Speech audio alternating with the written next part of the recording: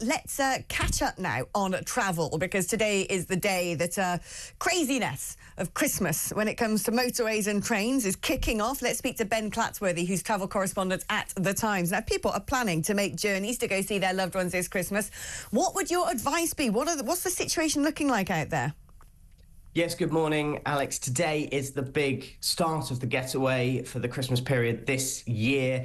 Disruption expected on the roads today. Lots of traffic, particularly down towards the port of Dover. Also on the big main arterial routes, the M1, the M4, and of course the M25 around London as well. But also this Christmas, a lot of engineering works. Network Rail still say it's the right time of year to do it when fewer passenger numbers travel over the festive period. But big disruption, particularly out of St Pancras on the Midland Main Line, no services up to Luton Airport, which will be experiencing very busy periods, particularly this weekend in the run-up to the Christmas getaway, but also from Boxing Day onwards as people who are lucky enough to be going for some sunshine depart. That will also impact services down to Gatwick as well from up in Hertfordshire, and Liverpool Street Station in London as well. It's closed from Christmas Day until the beginning of January as well for big engineering works there. That'll affect services up to Stansted Airport. Now, apparently, data from the RAC has estimated 29.3 million journeys will be made by motorists in the run-up to Christmas Day. Around half of these, 14.3 million, are going to be this weekend alone. Yeah, my understanding is they're actually trying to remove national highways 95% of roadworks on the roads that they manage. So that surely is some good news. That might alleviate things a little bit. Yes, national highways do this around Easter time at the festive period, basically getting where they can take away roadworks. It's one of the most frustrating things, I'm sure listeners will agree with, when you're driving and you are stuck in a 50-mile-an-hour speed limit, and you can't see anyone doing any work whatsoever. Oh my goodness. I moan about this all the time. The M5 is the bane of my life. Why is that? You go down the M5 and you've got basically a whole, miles and miles and miles and miles and miles and miles and miles of 50 miles per hour, and you can't see anybody doing anything.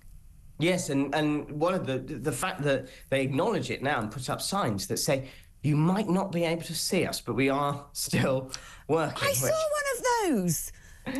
Work out of sight, it said on one of these big flashing boards. I was like, what work? And unfortunately, this Christmas, the same issue that we talked about back in the summer continues, which is that national highways are doing a lot of work where they had smart motorways, the failed scheme of the previous two governments, both Labour and the Conservative Party, set up smart motorways, removing the hard shoulder. They are now putting more emergency refuge areas into these motorways. Huge amounts of disruption up and down the country. It was a huge problem in the summer. It will be a problem again today and over the weekend because of those 50-mile-an-hour limits, some of them up to 20 or 30 miles in places where they are fitting new emergency lay-by areas to make these roads that were never designed to be the way they are safe. So that as well is a big problem, and is the type of place where they can't remove the roadworks at the moment, and you will see a sign saying you might not be able to see us, but we are working. Oh, it drives me absolutely mad. I drove the length and breadth of France over the summer. I went from all the way from Calais down to the very southeast near the border of Spain.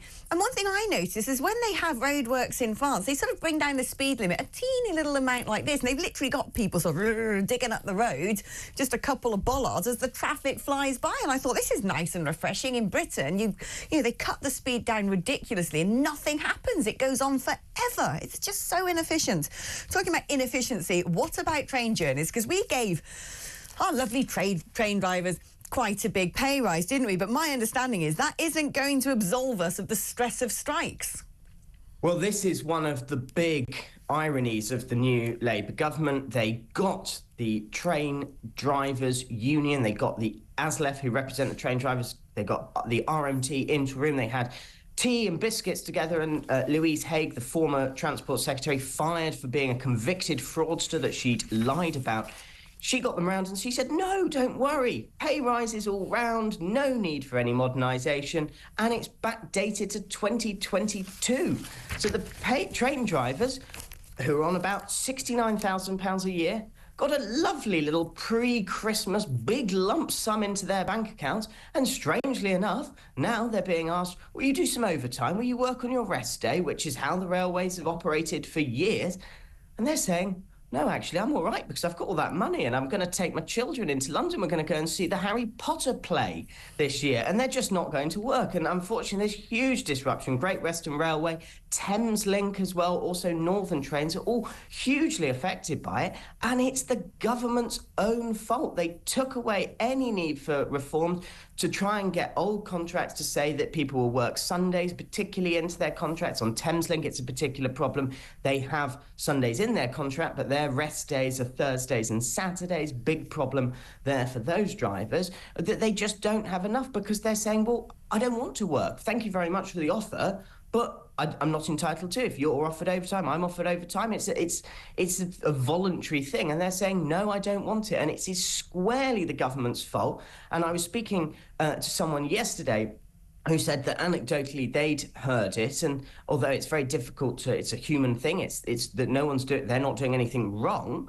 But of course, the train companies are struggling, and it makes it for passengers really disruptive. I live on the Thameslink line, and basically every evening you go on the app and look for a train to come home, and it says, oh, sorry, this train's been cancelled due to a shortage of train crew. There is only one member of train crew on the train, and that is the driver. Exactly, isn't it ridiculous? It's absolutely ridiculous. And yet, they've got, a load of them have got these big pay packets, the backdated pay increases, they've got a nice old Christmas bonus. And yet, Avanti West Coast staff are set to go on strike after Christmas. What's that about? Why are they still striking? Yeah, so their train managers are in a separate dispute. They're represented by the RMT union. They are in a dispute over various terms and conditions. That was always one of those ones where the RMT was saying during the negotiations, yes, but there is still this ongoing dispute at Avanti. Avanti had issues with their drivers. They got around that by paying them the standard overtime fee plus £600 a shift on top of their usual 600 quid a shift? How long's the normal train driver's shift? It's 8 to 10 hours, so it is a normal working day, but £600 on top of their overtime agreement that they've been paid. Now the train managers, they're in a dispute. They want £300 as overtime extra payment for working on their rest days. Blimey, I should give up this job and go into the trains business. We should all do it. And you've got a wonderful union that represent you. I think it'd be quite a nice job, actually. I love going on trains, looking at the great British countryside, all the wonderful parts of the world you might see. Now, on top of all of this, we've now also got planned engineering works, which are going to take place in Liverpool Street, Paddington, St Pancras, and that's happening over Christmas and New Year. So the roads are going to be snarled up. A lot of people might go, OK, let's get on the trains, and guess what? They're going to be in a mess as well. They are. As I said earlier, Network Rail still insists that it's the right time of year to do the works. This weekend, though, I'm perplexed by the decision on the Midland Main Line. They're fitting a new bridge on just south of St Albans. That's basically closing the line between St Pancras and up towards Luton and the airport, as I mentioned. That's huge work right through until after Christmas. This weekend, it's a really popular weekend for people to go into London. It's last minute Christmas shopping, it's go out and see a show, and actually that's all been completely messed up by the engineering works. Now, of course, we all recognise that this work does need to happen. I wonder whether starting on the 21st of December is the right time, or whether it's just a little bit earlier, and actually whether if you put disruption into the new year further, that would be better, when actually there are a lot of people who can now work from home and so on. Whereas this weekend, historically, has always been a hugely busy travel weekend, and does seem to me a little bit short-sighted to kick off engineering work that little bit earlier every year. It's probably because all the engineers refuse to do overtime as well. Ben, thank you ever so much. Ben Clatworthy there, travel correspondent at The Times.